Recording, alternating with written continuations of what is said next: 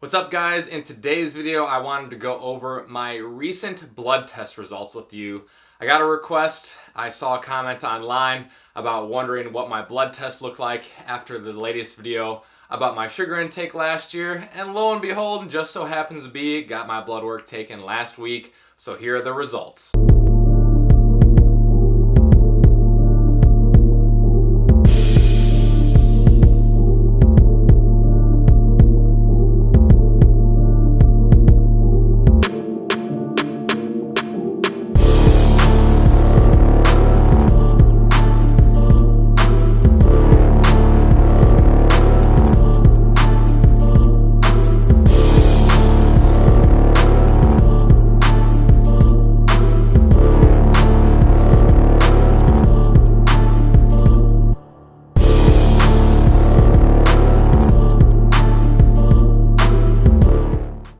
Alright, so we are going to do a live reveal of my blood test. I'm not here to hide anything.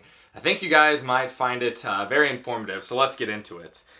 First, we'll start off with the lipid panel, pretty basic.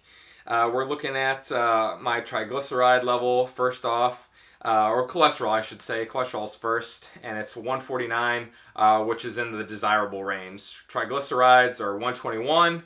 And that's also in the normal range as well. One thing that is a little bit low is HDL cholesterol, and one of the reasons for that is I don't eat a particularly large amount of fat, particularly like fish and things like olive oil and that. My fat is at 70 grams, so that's one thing that I might start working on over time, is eating a little bit more fat of that nature to help raise that level, because even though it is within the standard range, it is on the cusp of the low range. My LDL cholesterol is right in the middle. Once again, it's optimal.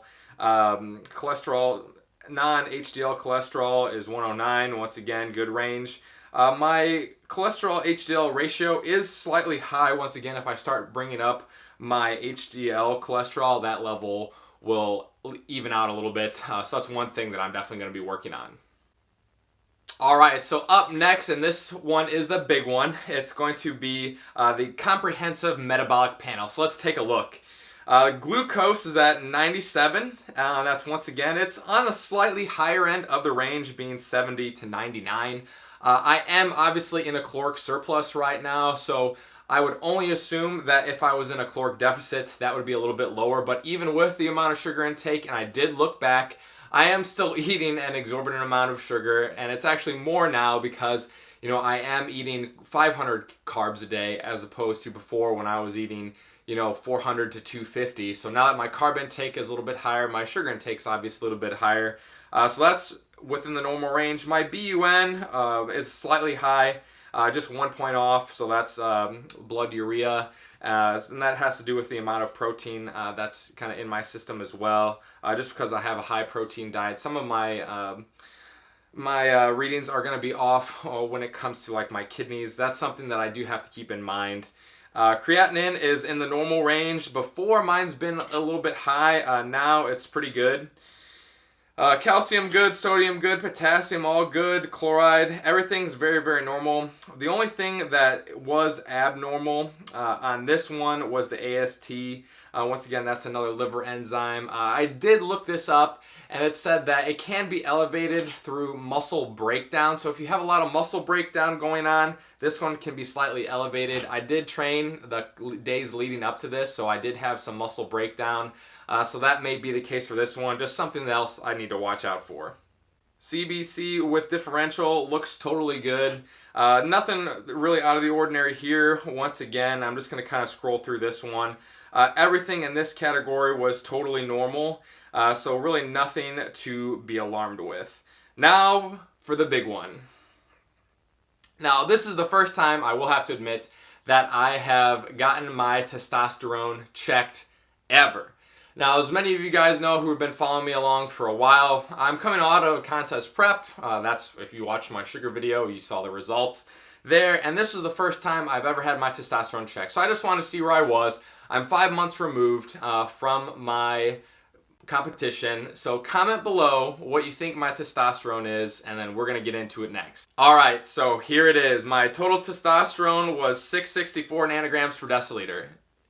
I don't know. In my opinion, that's a little bit low, lower than I thought, but it's within the average once again. So could be higher. I think that next time when I get my blood checked next year around the same time, I bet you it's going to be higher just because I'll be in a full-blown off season.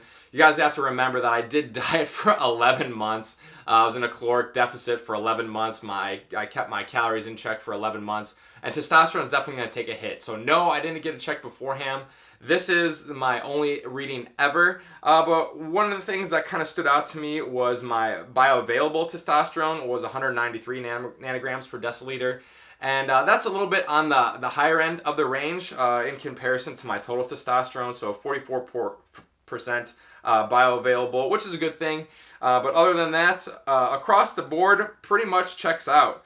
So that just kind of goes to show you that, you know, no matter what you're eating, if you're keeping your calories in check, you know, if you are sticking to your diet, if you're exercising regularly, you know, everything's going to come back, you know, if you're fairly healthy, going to come back normal. I remember my blood pressure at the time was like 124/80, and I forgot what my pulse was, but my pulse was pretty low. I mean, within normal range. I think it was about 70. I don't know what my breathing rate was. That wasn't on there. I just remember it popping up on the screen. So yeah, my thoughts on my total testosterone and just my overall general blood work that was done. I think my testosterone will rise over the course of the next few months, just because I was in that caloric deficit. You know, it does take a long time to recover from an extended caloric deficit. So it'll be interesting to see what it is this time next year. What I do plan to do is when I go to compete next time, and although I am very deathly afraid of needles and I damn near pass out every time I get blood work taken, this time I did not. But what I plan to do is at least get my blood taken every other month or monthly if I really can suck it up. Next time I go to compete, which, you know, will be in really like 3 years from now potentially, just because I'm taking a long extended off season. So I'm really going to document that progress. Obviously, I'm going to continue to document what I'm eating throughout the course of the day.